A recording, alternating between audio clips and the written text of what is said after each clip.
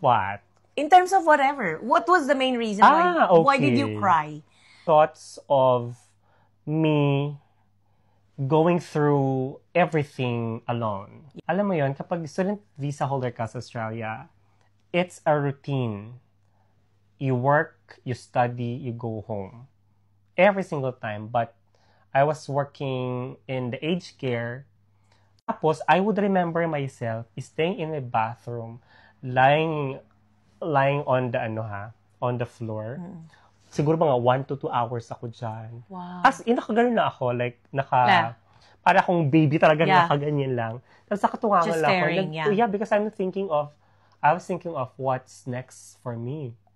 Sabay-sabay na yan siya. Like, the things you have to provide for the family, the things that happen to Papa. Alam mo yun, kapag may emergencies, lalapat sick leave. Tapos kapag may mga kailangan i-provide sa mga bata, ganyan. Akala mo pamilyadong tao. Wala kang though you have friends, but you have to consider that they too have their own personal, situations.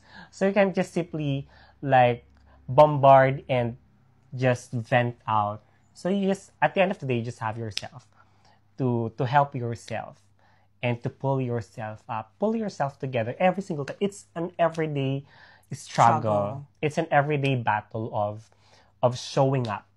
Yes. Showing up is parang kahit ayaw mo na talaga, even if you lost the drive for yourself.